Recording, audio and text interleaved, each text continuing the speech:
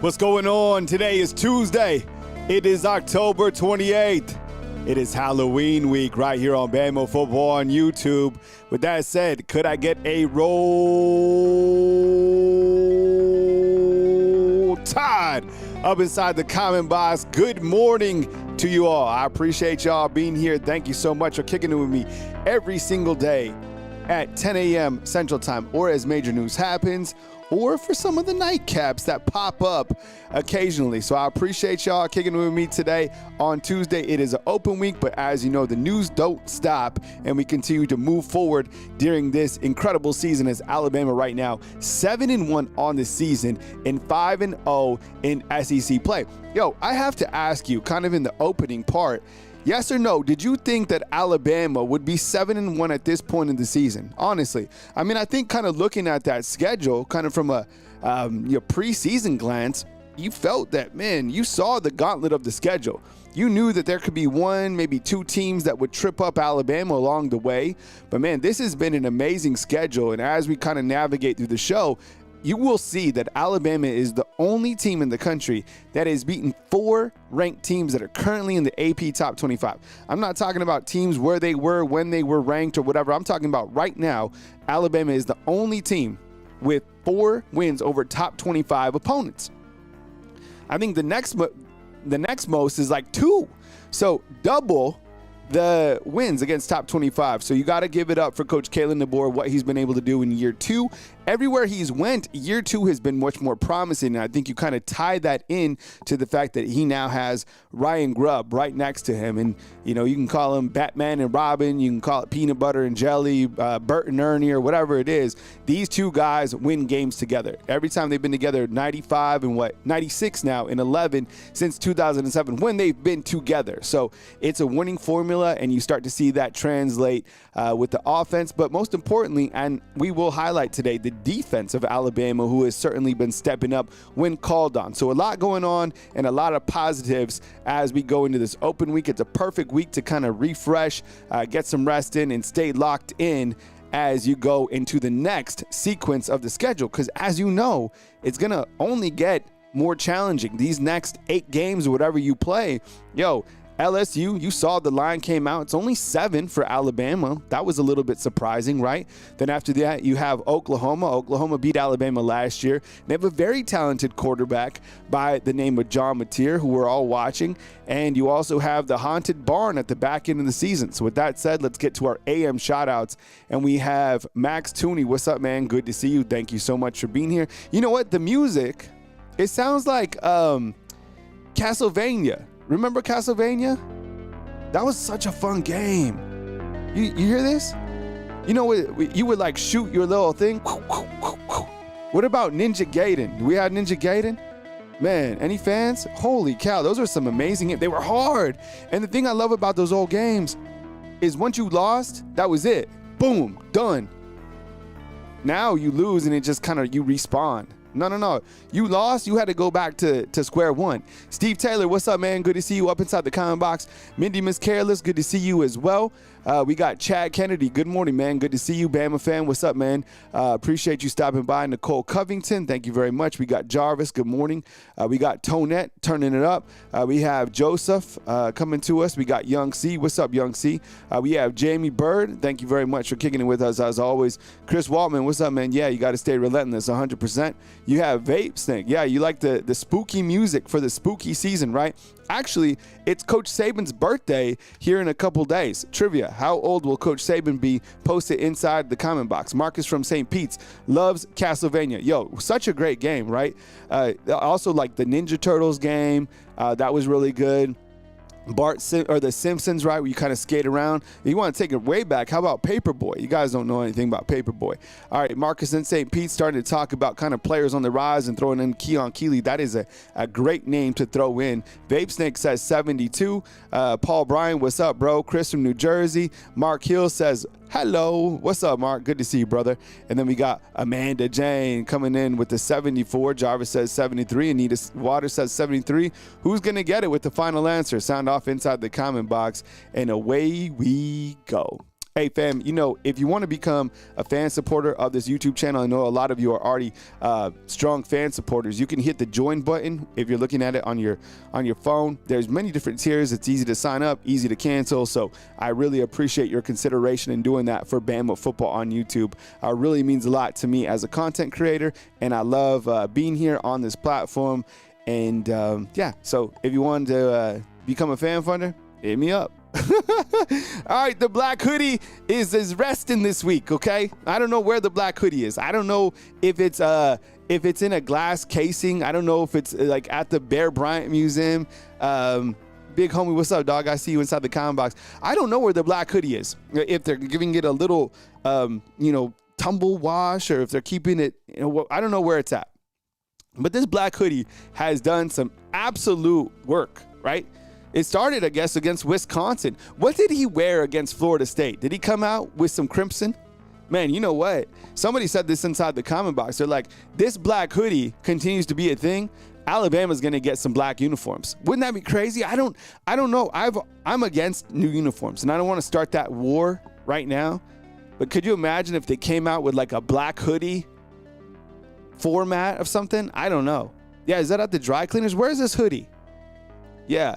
All right, so Wisconsin, they were the first team to kind of get it. And then it went to Georgia, traveled to Athens, did work on the Bulldogs, Vanderbilt, Missouri, Tennessee, South Carolina, and LSU up next to go against the black hoodie. Black hoodie has kind of been a thing. I'm even wearing a black hoodie today, kind of to celebrate that fact. But the black hoodie of death will be facing LSU. Now, as you go into this game against LSU, a 7-point favorite.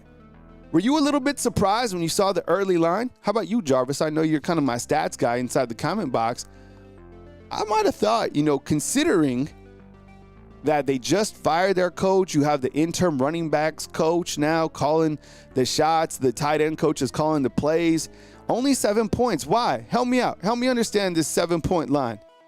I think that one of the things is there's a couple reasons that I'm seeing this. All right, so 7 points. Yeah, Alabama's riding a 16-game home winning streak. Alabama, hasn't lost to LSU at Bryant-Denny Stadium since the Joe Burrow game. Joe Burrow, that game, I was at the stadium.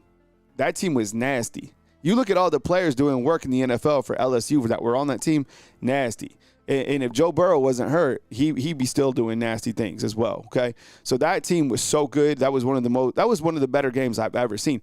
Who watched this game last night? Did anyone stay up last night for the Dodgers and the Blue Jays? This game, what did it go? 18 innings? Was it 18? It lasted almost 7 hours. Who saw this game last night? It was crazy. I went to bed. I was cutting that video that I had go out in the morning, but I had to go to bed and kept on going and going and going. Talking about, one of the best games that's ever been in Major League Baseball. I don't know. We have baseball fans. I love baseball. And some of the players that the Dodgers have right now are just, this is a hell of a series. So not a bad time to watch the finals if you're up for it. But with this particular game, Alabama, LSU, I started thinking about it. I was like, Alabama's games, there hasn't been a lot of like runaway type games. And even someone asked me about that recently. They're like, why isn't Alabama just beating the what out of these teams? I think it doesn't matter if you win by however much. I think what Alabama's been able to do is they're controlling the clock, so the scores are going to be a little bit tighter, right? So don't think of it like this team isn't that good because of a point differential. Just understand that the teams are better, so you don't want to give anybody time with the football, period. Because Lenora Sellers, you saw what he can do with time. You got Garrett Nussmeier coming up. You got John Mateer coming up. You got Jackson Arnold. You want those players on the sideline watching Ty Simpson operate. So that's kind of what Alabama's formula has been. I'm not mad at it. Winning by 10, what's the difference between 10, 7, and 20? Well, I don't know. You won by a couple more points, but what was the other team doing? Plus, it doesn't put the defense in a lot of bad positions. So 7-point favorite. I'll definitely take the over in this game. I probably have Alabama winning by, I don't know, maybe like 2 touchdowns, maybe something like that. But 7 points I think is a little bit low, and I think it probably slides probably like 10.5 or something like that by kickoff time. By the way, 6:30 under the lights. Bryant-Denny Stadium should be absolute lit for this game. It's a rivalry game. I don't care who's coaching. When the two teams play, you know what goes down. So can't wait for this one. Not this Saturday, but the next Saturday. How about this? I pointed out this early on the show. I'll go kind of full screen so you can see this. But I had a graphic that, kind of banged yesterday, and the graphic on the right. Alabama is the only team really in the country, but I just have the top 10 showing right here on this bottom right, that is beaten current top 25 teams, okay? So Alabama beat 5 Georgia, beat 9 Vanderbilt, beat 14 Tennessee, and number 19 Missouri. Now, those are all where the teams are currently ranked. As you can see, Texas, their best win right now is against number 20 Texas. Texas is a team that really hasn't found itself, been a disappointment for sure, right? And just coming off back-to-back overtime wins over Mississippi State and against Kentucky. Indiana, quality win comes against beating Oregon. Texas A&M quality win comes on beating 2-loss Notre Dame by 1 point.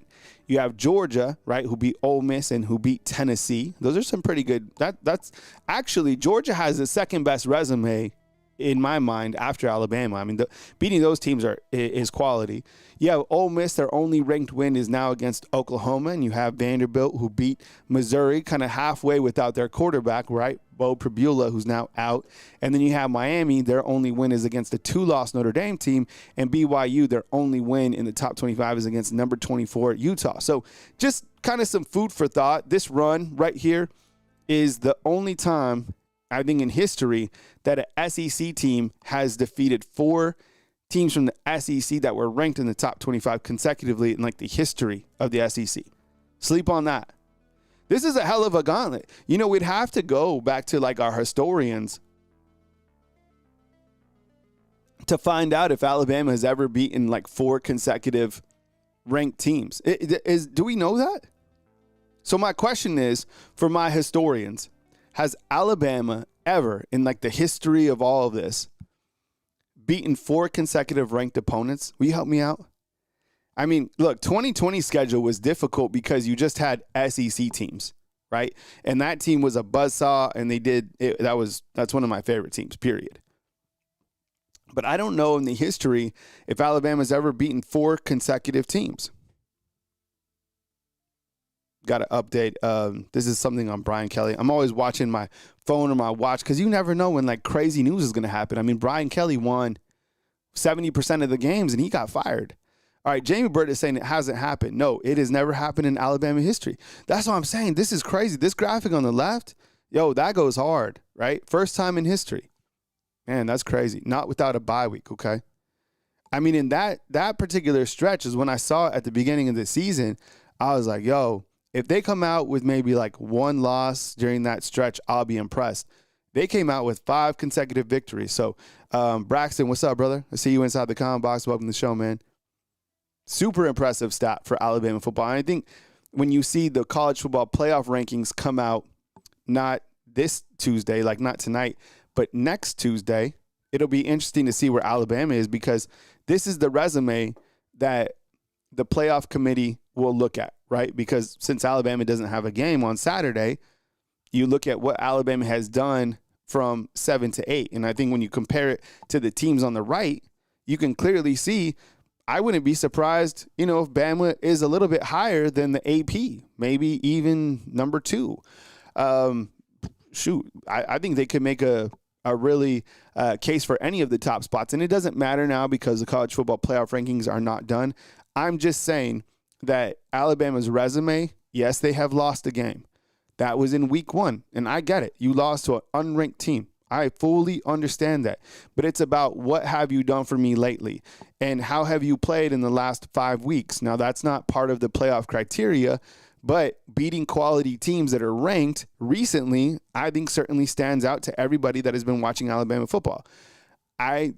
I'm not going to penalize Alabama for how they played against unranked South Carolina. I'm really not. But I think pollsters and maybe people with a little bit of Bama fatigue might. They might say, hey, they only have a 3-point win over Missouri. They only have a 7-point win over South Carolina on the road. Nah, you gotta play through adversity. I could point to other games with other teams, whether it's Ohio State, Indiana, Texas A&M, where they won by small margins as well. I mean, Indiana only beat Iowa by 5 points. Iowa State didn't really dominate the game against Washington. Ohio State didn't really dominate even Texas. I mean, and that's a team that, as we've seen, look where Texas is in the SEC. You can go with Georgia, right? They've had games where they were trailing on the road at Auburn by 10.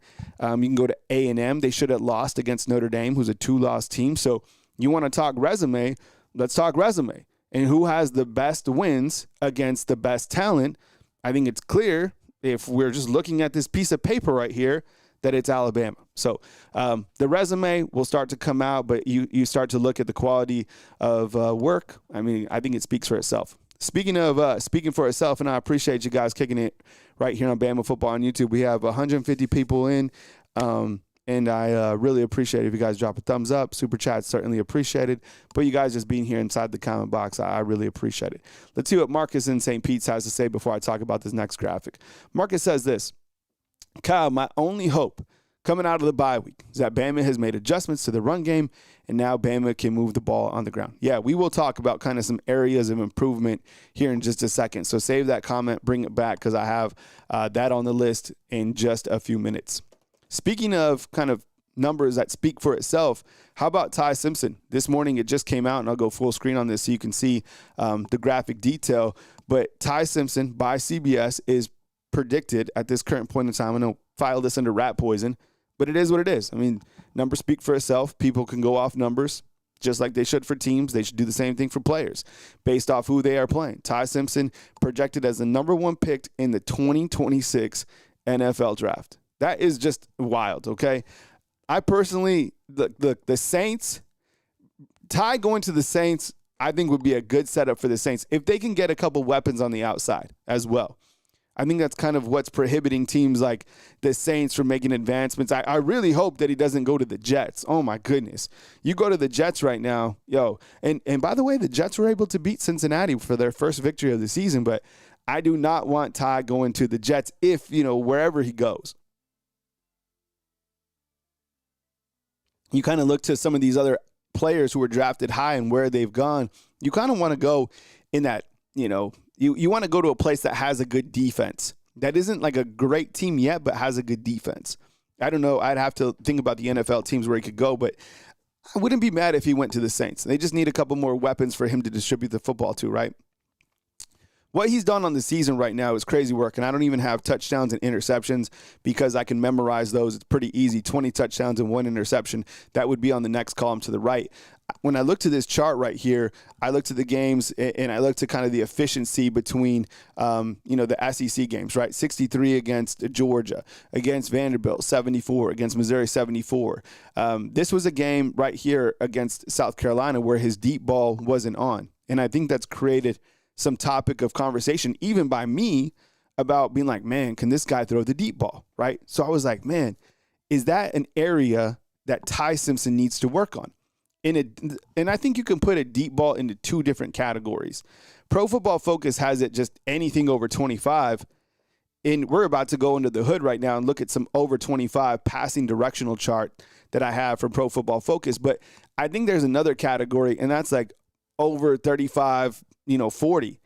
And that's a particular area where I felt that Ty has kind of overthrown some of his wide receivers.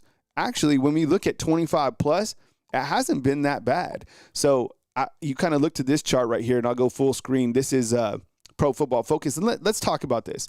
If there's anything on this chart that stands out to you, either come back in the comment box in the rewatch or point it out right now. Looking at this graphic from Pro Football Focus, it shows you, outside left between the numbers and to the outside right. So let me explain real quick. Over here is 20 plus, right? This box, 1, 2, 3. This is 10 plus right here, 1, 2, 3. And then, 0 to 5. Stuff in the back, whatever, small little throws to Jeremy or screens or whatever. There's a lot of volume right here underneath this 10 window. And that's why he's so efficient, right? And to the outside, it doesn't matter. To the left, between the numbers, to outside right. Actually, this is my game. When I play on NCAA football, I'm staying right here, and I'm going with high efficiency passes. And every once in a while, I'll try to beat you over the top. I think getting the football to receivers in space has to be kind of the name of the game, right? And you see him when he's over 10, he's still real accurate, 8 of 15 over here, between the numbers 29 of 38. Over here, that's kind of an interesting number, 4 of 13, not the best number. When you go 25 and over, 60% to the outside left with a touchdown, and that's where his interception came, right? Throwing it against Vanderbilt, right? He probably even wants that one back. Between the numbers, this certainly is an area of concern, 3 of 11, and to the outside right, what is that, like 60% or whatever, we're just under with 2 touchdowns, but an NFL rating of 139. So he doesn't have the best deep ball numbers, but I don't think they're as bad as I initially thought, right? So what did the numbers say? JTL, who's an LSU fan, by the way. What's up, JTL? Good to see you, brother. So Ty can't throw deep right. 6 of 11, or it looks to me like you struggle kind of most between the numbers, right? 3 of 11. Is there anything else? The first thing Marcus says that jumps out to me is that Ty is only 47% beyond 20 yards. Yeah, and think about this. He was 1 for 9 total against South Carolina. And I think South Carolina was holding. Oh, my goodness. It was crazy. Mark Hill with a big comment saying Cam Coleman is better than Jeremy Bernard. What's up, Mark? I don't know about that. I think they're actually 2 different types of receivers. I think Jeremy is kind of like an all-purpose. And not to say that Cam Coleman isn't, but Cam Coleman would be a hell of a lot better if he had a better quarterback. Cam Coleman is nasty. I watched Cam Coleman, and as soon as I watched him, I was 100% impressed. Jeremy Bernard is doing nasty work this year. So I don't know if I agree with that, but I will agree that Cam Coleman is amazing, and maybe he transfers to Bama. All right, look at passing pressure right now, okay? So kind of going under the hood today, looking at Ty Simpson. So let me explain this. I know there's a lot of numbers. It might overwhelm you. So let's just start here on the left. This is Pro Football Focus. When kept clean, right, you can see that Ty Simpson is going to eat you apart, right? His grade is 91 over here. His passing grade is 90. And you see that he's 18 touchdowns, 1 interception when kept clean. So if you don't come after this guy, he's going to just chop you up. Okay. Now, under pressure, this is the formula, and this is what South Carolina wanted to do. South Carolina knew that they had defensive linemen. By the way, you know who balled out for South Carolina? Monkel Goodwine. Remember Monkel Goodwine? He's good. He was a problem for Alabama. If you go back and watch that tape, he was a problem. So when Ty's pressured, things change, right? So he's only, 54%. You have a couple fumbles right over here and 2 touchdowns, and still hasn't thrown an interception when under pressure. When he's not blitzed, right, he's still going to eat you up. And when blitzed, you see that he's still able to take advantage.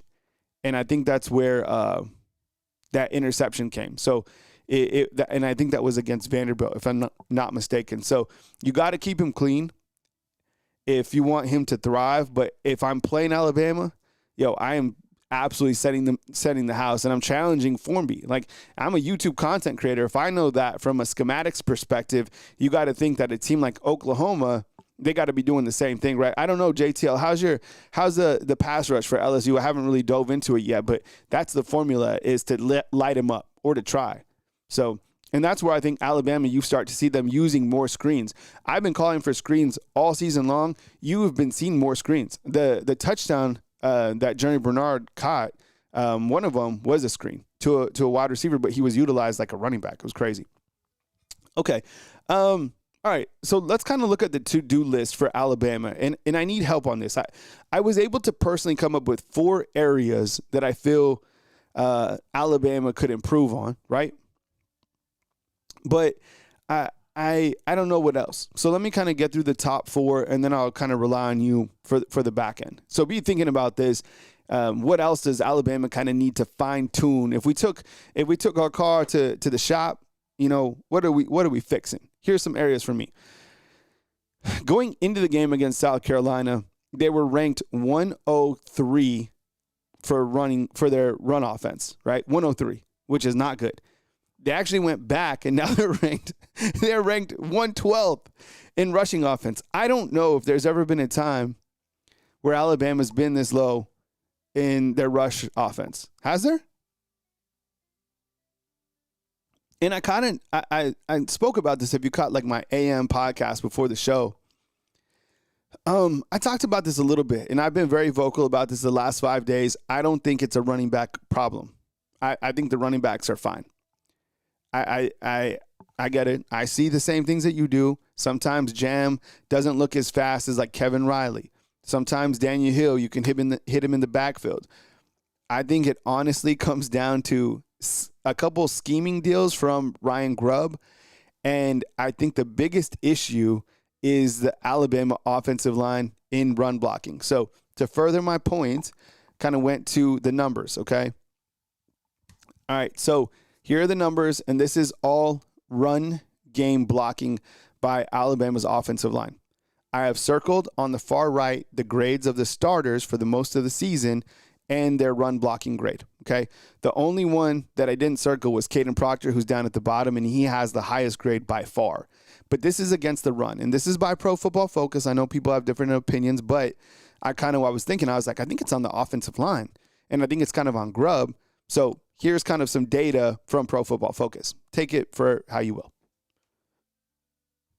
You got Geno Vandermark with a grade of 56.5, right? He's your guard, your right guard. You have Cam Dewberry, who's mostly your left guard, 58.6. You have Parker Brailsford, our beloved center, who we all love him, but his grade in run blocking is 55.8. And then Wilcom Formby, who's kind of been on the struggle bus on both ends. He's actually taking steps forward, and then he kind of takes steps back. A little bit too inconsistent at this point in time, but Wilcom Formby with a grade on run blocking of 57.6. So I think that this is contributing to Alabama being ranked 112th in the nation. Does that make sense? Or I mean, is it something else, right? From is saying Pavia to the Cleveland Browns, and we got our first super chat of the show. Let's see. Anyone have stats on running success from under center or shotgun? In the USC game, talking about this last game, the running backs got blown up when getting the ball in gun, and in shotgun, the D-line in the backfield. Hey, well, thanks so much for the super chat. I noticed for it, I'd have to go back, but didn't it seem like this was one of the first games that Alabama went under center earlier in the game? I don't even know how many times Alabama's gone under center. It kind of like surprised me because mostly they're in gun, right? So they certainly went under center, and which they never run under center. Maybe that could be something to watch. There's so many ways to look at kind of the running game. And I appreciate the super chat. Interesting point, by the way. I don't know if, kind of under center or running out of the gun. That's why, like Dano says, I didn't feel it was the right thing to do when Alabama lined up in shotgun and gave the football to Caden Proctor from 5 yards out, right? So just kind of my assessment, I don't think I think the running backs are fine. But the one question I do have with the running backs right now is like, what happened to Kevin Riley? We just stopped playing him. Why? I think you could utilize all of the backs. But doesn't it seem like all of a sudden we just stopped playing Kevin Riley? Like, did we hit his quota? Or like, what happened? So I don't know what happened with Kevin Riley, but I don't think it's a running back issue. And then my kind of last example is, couldn't really run the football that well last year either. And now look what Justice Haynes is doing. And Justice Haynes is one of the top running backs in the country, right? So, and the other thing is, I will say this, and I think someone might be bringing it out, Bama for Life. There was a couple runs late in the second half where the running backs had some very good runs. And in fact, the Jam Miller had a great run. I think it was in the first half, but it was called back by Parker Brailsford. And it looked nasty. He had speed. He had good vision. He was making people miss. It was like over 20 yards, and it got called back. So, Riley's good, but he just stopped playing him, right? Okay, my second thing is the kicking game. The kicking game, I kind of go back to Shane Beamer, and I had a video it kind of explaining that final drive where South Carolina kind of, they let Jeremy Bernard score. Shane Beamer wanted Alabama to kick like a 40-yard field goal. If they got a first down, he was going to let them score. I don't know. I still feel a little iffy on the kicking game, and I don't know if you can fix this right now. I think it's just what it is. But if we know that Alabama struggles from 40 yards out, where I think they're 3 of 7, then other teams know that. With that said, Alabama's been very good on fourth down this year. They're like 65% or something like that, which is ridiculous. So that's kind of a cause for concern. I don't even know if you can fix that. I think we've had kickers that are, in this range before. On the positive, anything under 40, the guy's like 100%. So, Dano, I think you're right. Dano's saying should have made us kick it. I think I agree, bro. I don't care if it was from 35 yards or from 40 yards. If I'm Shane Beamer, I'm like, make them kick this field goal. I don't know. A lot of pressure would be on the line for that young man on the road. Students back there. Hindsight's always perfect, but you get what I'm getting at. Drop passes. This is certainly something that has to improve. Now, I looked up the stats this morning. Ryan Williams has 7 dropped passes, as we know. And then I think the next guy is Rico Scott with like 2. And then everyone else has like 1 drop. I feel like I've seen more drops than that this season. That is something that we all know has to improve. It's still amazing that Ryan has dropped 7 passes, but the good news is they're still going to him, and I think you should. He was targeted 7 times or 11 times in this game. 11. Jeremy Bernard was targeted 14 against South Carolina. So they're still giving him volume. It's just, I don't know. I didn't know that, I didn't expect Ryan Williams to be dropping passes like this. And maybe that will improve, but man, you see how costly it is, right? He drops that third down catch, and the next play, Lenore Sellers connects with Harbor for like a 60-yard touchdown or something like that. Got to catch the ball. I still feel that they are allowing chunk yardage plays. And I don't know, like I'm like, it's kind of simmered down. It's not like teams are just gashing Alabama. I still think you can hit them with the shovel pass every once in a while, or a running back will kind of, get loose like against Tennessee. But I also kind of understand that that's just the talent that you're playing against in the SEC. Like, the guys are like, look who you're playing. It would be one thing, and I think it would be more frustrating if you were having chunk yardage plays against like Rutgers or against UCLA or against like Michigan State. But damn, you're playing like the top 5 offenses in the country, right?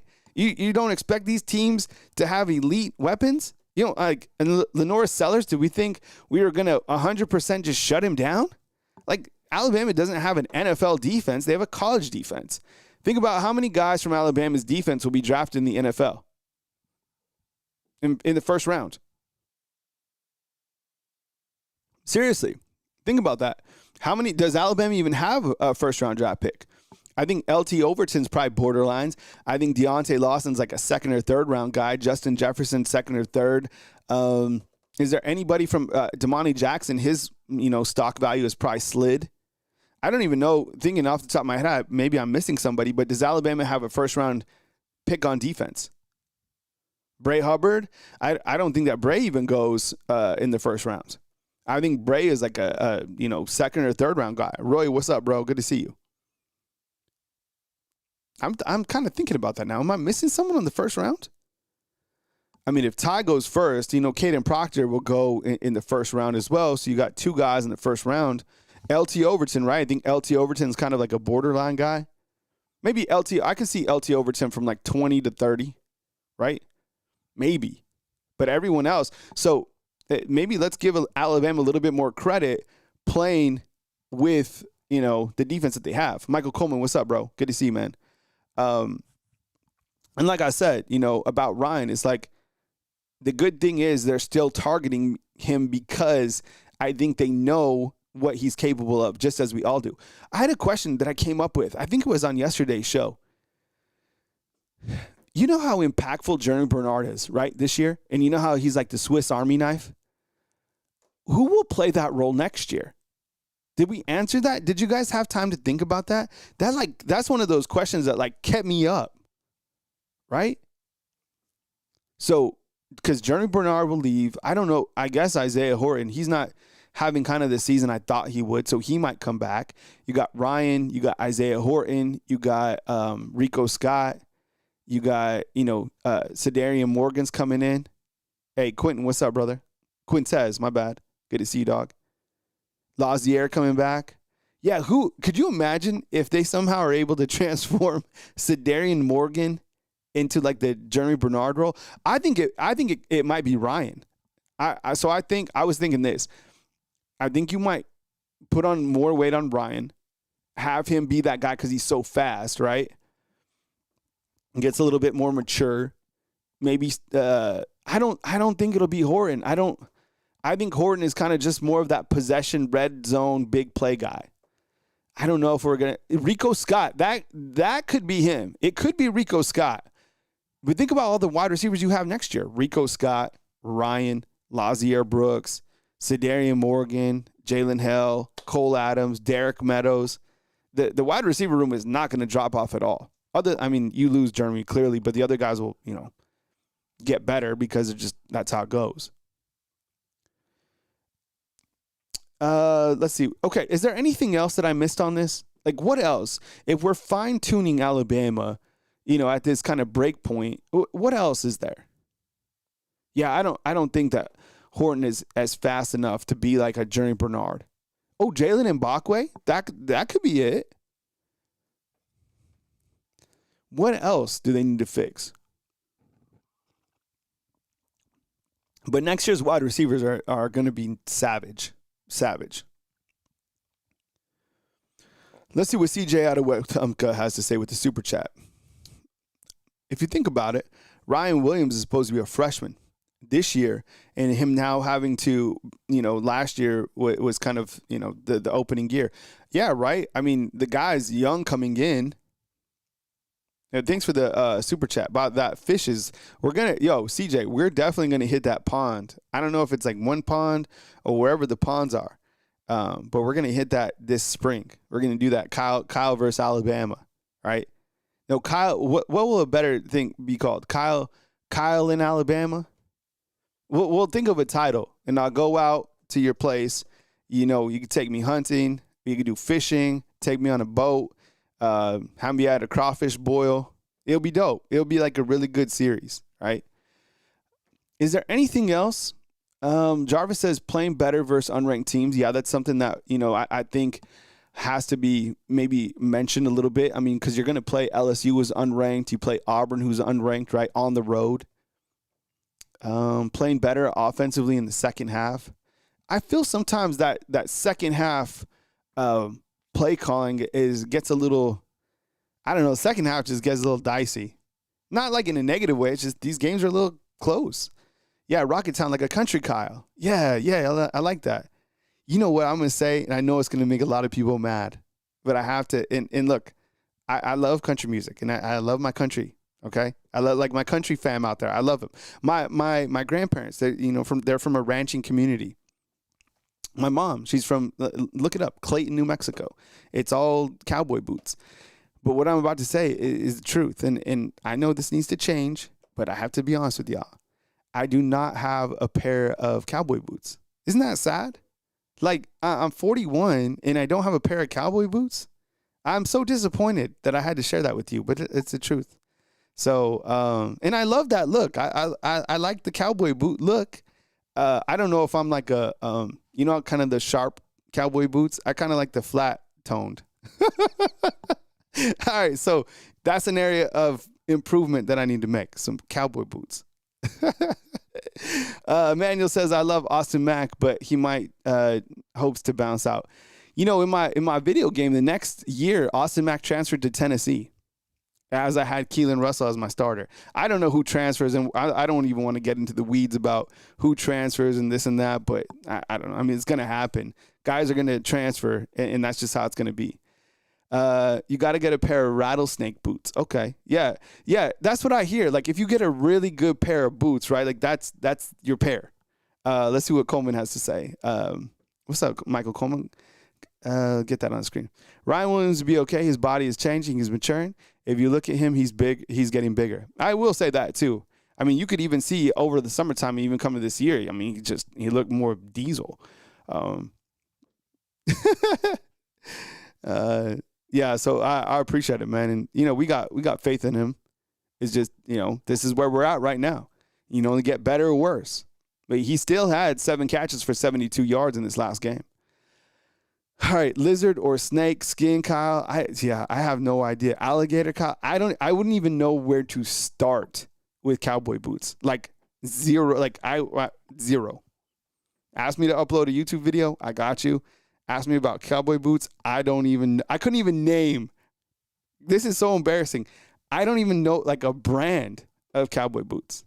So, all right, I need to fix that. So maybe that's my to-do list. I'm talking about to-do list for Alabama. It sounds like I got some to-do work as well. All right, how about stock up right here?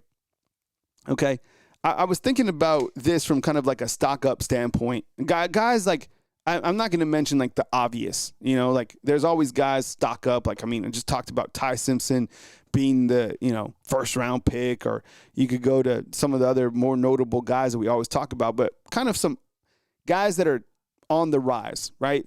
Based on what they've done so far. So I'll start at the top, and I think this might be a banger for another graphic right here. This Yanzi Pierre stat, I was looking up just stats, right? And Yanzi Pierre has 25 hurries. Are you kidding me? The next guy on the team, LT Overton, has like 11. 25 quarterback hurries. Isn't that crazy? So, I mean, that's a number that, now, he doesn't have a large volume of sacks. What does he have? 4 sacks, I think. But 25 hurries is certainly impressive. And I've said this. When Quay Russaw comes on, that's going to make them even more dangerous.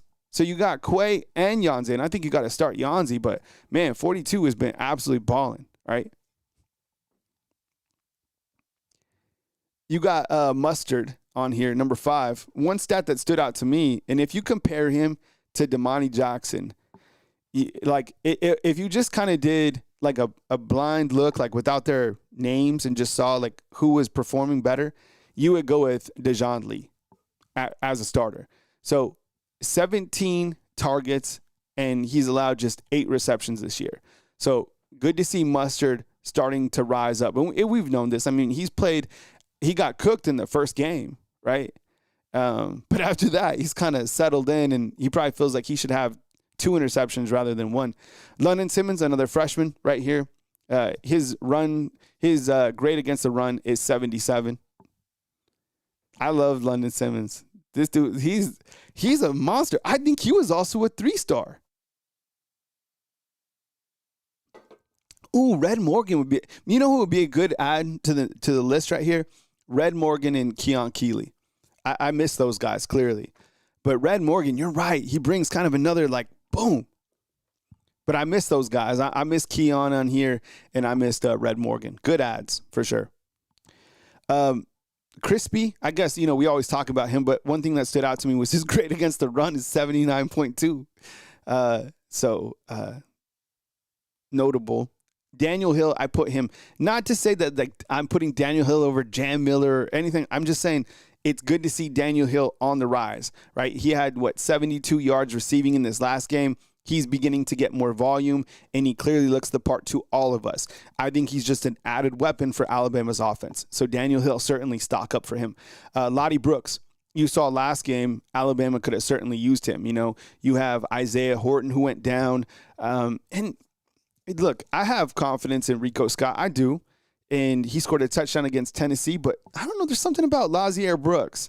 He's just kind of got it. And the coaches and Ty have trusted him to go out there and, make some catches because of his ability. He has 16 catches this year for 255 yards. He's played in 7 of the 8 games. He was out this last game for, whatever it was. But good to see Lottie as a true freshman. Another 3-star. I got 2 3-stars on my list. So kind of tells you something about the coach's evaluation, right? And then we also have Blake Dowd. I'm just still blown away with his performance against South Carolina. 5 punts for 277 is crazy. Averaging 55 yards per punt with the with the 60-yard punt, right? Official CJ asked what happened to Horton. We never really knew, found out. He got tweaked, banged up, or whatever it was, and he went out of the game. And then he I don't know if he came back. And I don't even think the team reporters, guys who are physically asking the questions to coach. Did anybody see an update? I mean, if we don't get an update, it's probably nothing. But I didn't see anything. I was like, man, oh no, Isaiah Horton went down. And then I was like, we'll get an update. We never did. It was weird. So I would say no news is good news regarding Isaiah Horton, right? I think he's been banged up a couple different times. Here's a look at the freshman right here. I have defense and offense and the guys who have played in the amount of games. Okay, so I'll go over this list real quick and you can point out anything that stands out, okay? So you have Ivan Taylor, who's played in 8 games. I didn't know that he played in 8 games. You had Dejon Lee, who's played in 8, right? Clearly a lot of volume there. I need to do snap counts too. London Simmons, 8 games. Dejon Lee and London, they've played a lot of snaps this year. The most snaps for sure on the defensive side. Justin Hill, you started to see Justin Hill come in a little bit more. You even saw Noah Carter in this last game too. Luke Metz, Abdul Sanders. Oh, I didn't know that. I think Luke Metz, Abdul Sanders, and Duke Johnson, I think those guys have played in special teams mostly. I don't know if I think Luke Metz might have a couple snaps at backer, but way in the beginning of the season. Chuck McDonald, the DB, with 2 snaps. So anybody under 4 games can still redshirt, right? On the right side, you got Marshall Pritchett. He has played in 8 games. You have Caleb Edwards. Caleb Edwards plays a lot too. He's on top 5 most snaps for the freshman.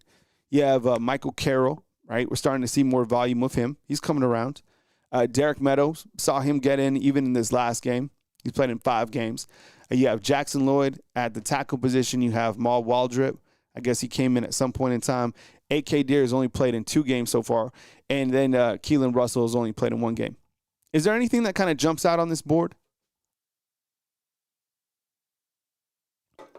Look, I get it. You can't take out your quarterback because these are highly contested games. But if you would have told me at this point in time, in the preseason, hey, Kyle, does Keelan Russell, by the time there's 8 games, would Keelan Russell have played more than 1 game?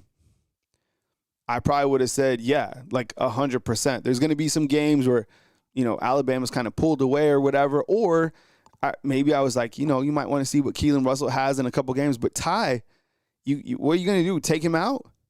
You can't. I mean, he's absolutely cooking. So that kind of playing in 1 game, which will mean that he can redshirt, which I would imagine he does, right? He's not just going to come back as a sophomore, right?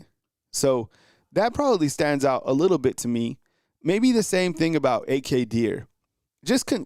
And I say A.K. Deere because while I say it's not on the running backs, you might want to see what A.K. Deere has in the tank. And I'm sure the coaches have already seen at practice. But, game time, A.K.'s look nice to me.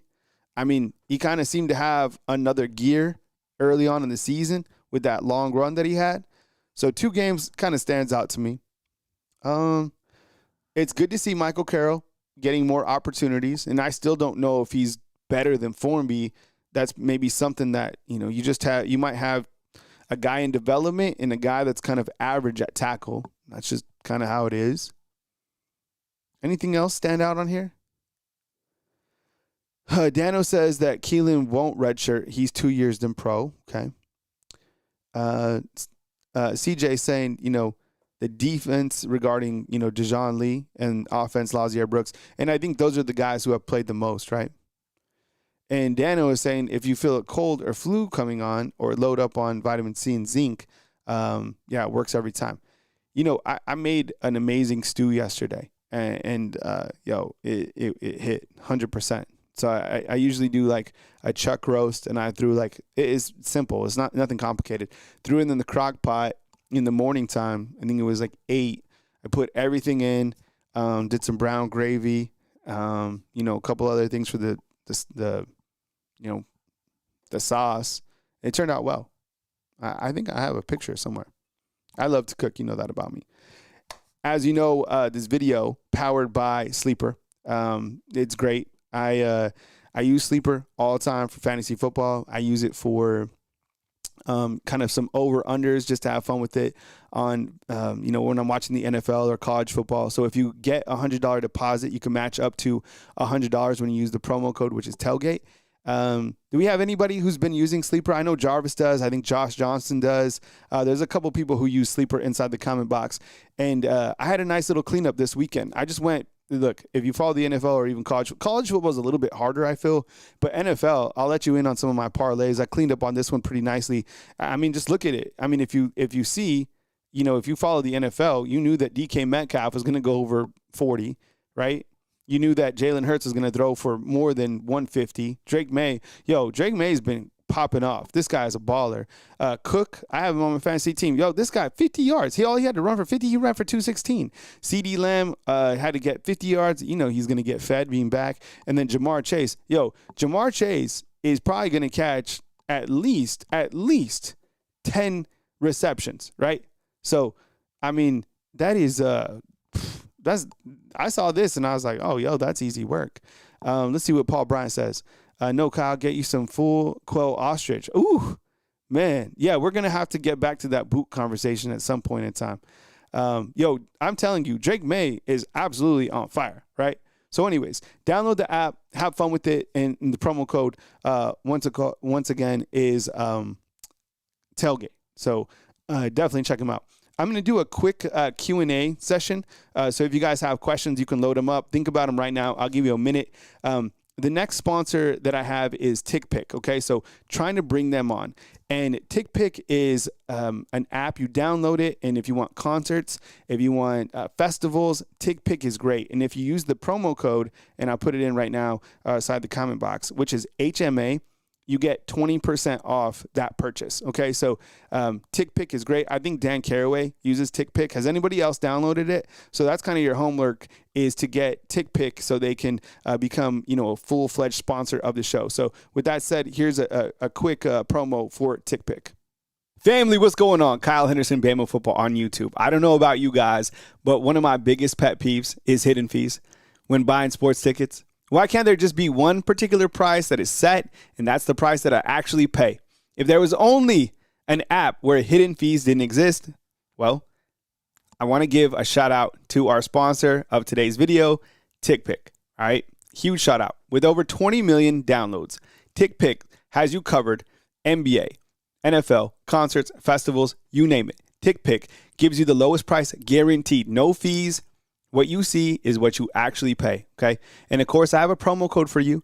You can use the promo code, which is HMA, for $20 off your first set of tickets at TickPick with the purchase of more than $100. That's $20 off any tickets with the promo code HMA. Make sure you click the link in the description box and you download the app and have the code automatically added to your account so you can use it later. Thank you, TickPick. All right, so there you go. Definitely check out TickPick and use that promo code and give me some feedback. Crystal, I appreciate you wanting to support TickPick, or at least give them an opportunity. So, if you go for any of your tickets, certainly check them out. All right, let's see in terms of the Q&A, what we got inside the comment box. So if you have a question for me or something you just like to bring up to the community, I'll put it out there and, kind of address it, because I think there still are some questions about this team. And sometimes I do like a Q&A. I'll post it inside our community tab. So just kind of be on the lookout for that.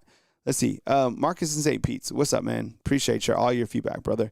He says this, Kyle, why do you think that Hugh Freeze still has a job and his better coaches like James Franklin and Brian Kelly, who had better records, get fired? Yeah, good question. I think I saw the same stat that you did, in terms of how many victories James Franklin had, how many victories Brian Kelly had, and, how few victories Hugh Freeze has had over like the last, 2 seasons or 3 seasons or whatever it was. I think he's clearly on the hot seat, right?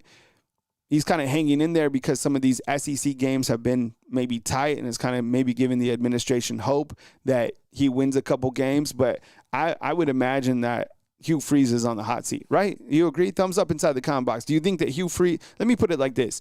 Do you think that Hugh Freeze is fired from Auburn this year? Yes or no? I guess I would. I know for whatever reason, I want to say no. I have no insight into what it is, but some of these buyouts, and I don't know what his buyout is. What is it, like $46 million or whatever? The buyouts are crazy. These, and I've talked about this all the time.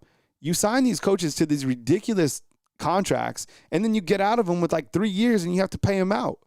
So I don't know if Hugh Freeze gets fired this year, but he's certainly on the hot seat. Sometimes they're able to, land some guys recruiting wise, but yeah, I don't know. Even if you're able to somehow land a lucky punch and beat Bama on the back end, I don't even know if that's enough to kind of save where things are going. It's just they don't have an elite quarterback. Jackson Arnold he's good for that system. Just overall, it's not it. And meanwhile, you have Alabama over here continuing to kind of, set records and whatever, who they're beating inside the top 25. So some people say, no, I don't think he will. Yeah, the Harsin buyout is still too. Yeah, so I personally don't think he gets fired.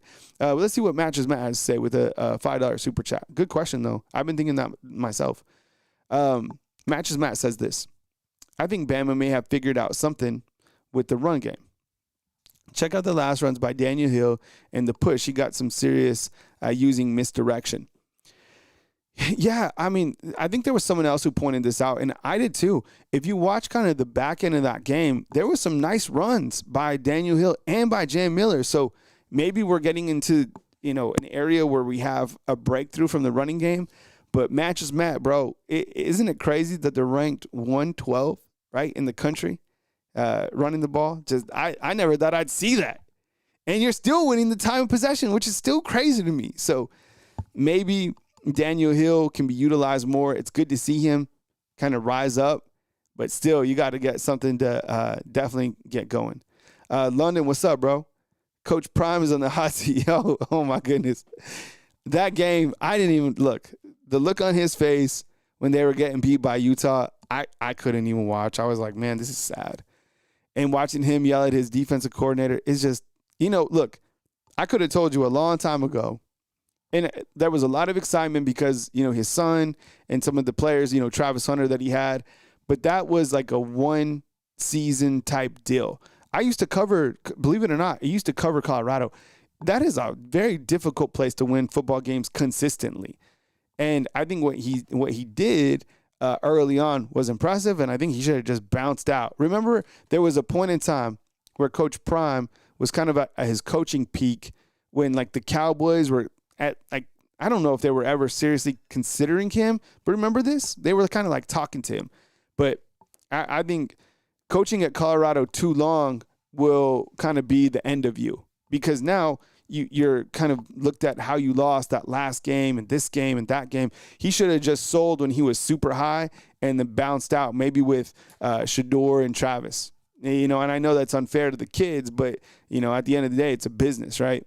Matches Matt back inside, and he's like, what's up, Matt? Thanks for the double super bro. Not about which running back, all about the offensive line push. And I showed some graphic earlier in the show kind of dictating the offensive line and the low grades of these guys. The only guy that has a grade which is notable is Caden Proctor. Other than that, the grades are like abysmal. So maybe it kind of, has to do something with the offensive line. That's kind of what I've come to. What's up, man? I appreciate it. Triple L.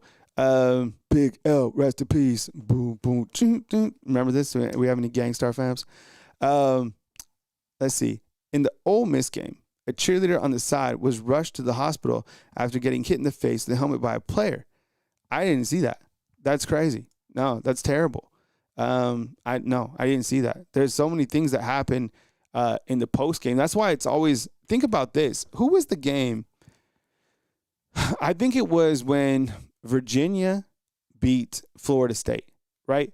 And you had, was it Squirrel White that was in the end zone? And Virginia's student body, correct me if I'm wrong, they rushed the field. That's why they say don't rush the field, and I get it. These students want to run, and thankfully South Carolina wasn't able to rush the field. But could you imagine how the danger level from a stampede perspective? I don't even know. Was Squirrel White okay? Did we ever hear from him? I don't know. That was crazy. Hacker Music and From talking about Coach Prime's health. Yeah, I think you're right. I mean, his health certainly, he's gone through a lot. My goodness, right? And I think he's been able to kind of battle through some of that stuff. But I know he's not comfortable. Let's see. Taylor says it's absolutely is about which running back when we get one that is slow to hit and there is a hole. Yeah, it's almost like the perfect blend would be if they could like blend all these running backs into one. But now you have to figure out how to creatively use the running backs, right, to kind of fit the system. What else we got? Yeah, I mean, we started to heat up when we were talking about those boots. We might have to have like a boots question, a Q&A, because I'm serious. I'm lost as you all, or some of y'all about boots. But it sounds like actually I had some good, some good direction in terms of which boots, cowboy boots. And I definitely want to level up. I mean, birthday's coming up, but our boots are like crazy expensive, right? How much are cowboy boots? Match is Matt taking care of us, bro.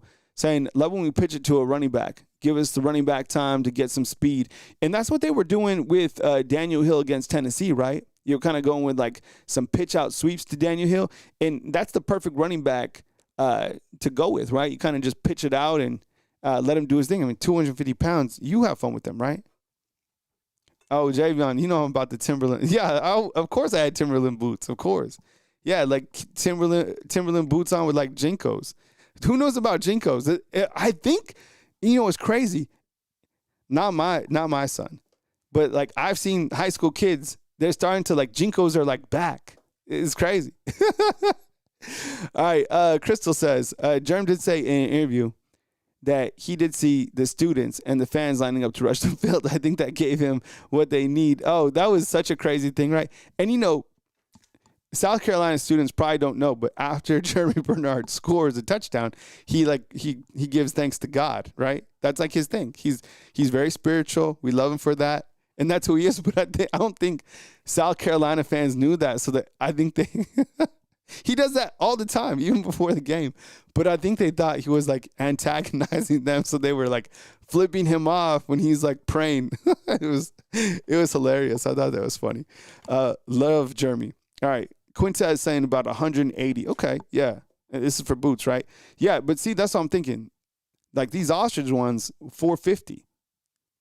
Are these like these got to be waterproof, right? Are they? Man, I don't want to get no $450 ostrich boots dirty. All right, fam. Well, that's the show today. So I appreciate you guys kicking it here, right here on Bama Football on YouTube on Tuesday. And as I said, kind of a heads up, I'm going on a mini vacation with my kids starting Wednesday evening to Sunday. So looking forward to spending the time with my kids who, I mean, they're getting older and older and older, as am I. So trying to spend as much time with them as I can. So pulling away just a little bit for a couple of days, but I am taking my computer and I always take like my microphone, so I probably still have a couple of videos in that time, kind of depending where I'm at. So I appreciate you guys' grace with that and understanding that I am a father first, and it's important for me to certainly spend as much time as I can with my kids. And I am I'm a super present father. I am. I mean, I pick up my daughter, my son. I mean, I make breakfast, lunch, all that for them all the time. But it's also important to spend time with them, right? Like away from your phone, away from my computer, because I go so heavy in terms of, the football season and what we pour into it. So anyways, thank you so much. I hope you guys had a great show today on Tuesday, October 28th. As news happens, I'll be back on Bama Football on YouTube. I'm always posting things on our Facebook channel. Our Facebook channel has some pretty good momentum right now. So if you want to check it out, I'll post the link right now inside the description box. I'm sure most of you are already on there, but if not, check it out. It's a good place to kind of interact with more Alabama football fans. I think we're almost up to 70,000 over there, and I think we have 115 here, something like that. So we're getting going, growing just a little bit, inch by inch, which is always great to do. And I really appreciate you guys for kicking it with me today. So one more time we got to do the outro, right? And we've been rocking with this kind of like Castlevania theme during Halloween week. So that's kind of where we're at, right? Castlevania.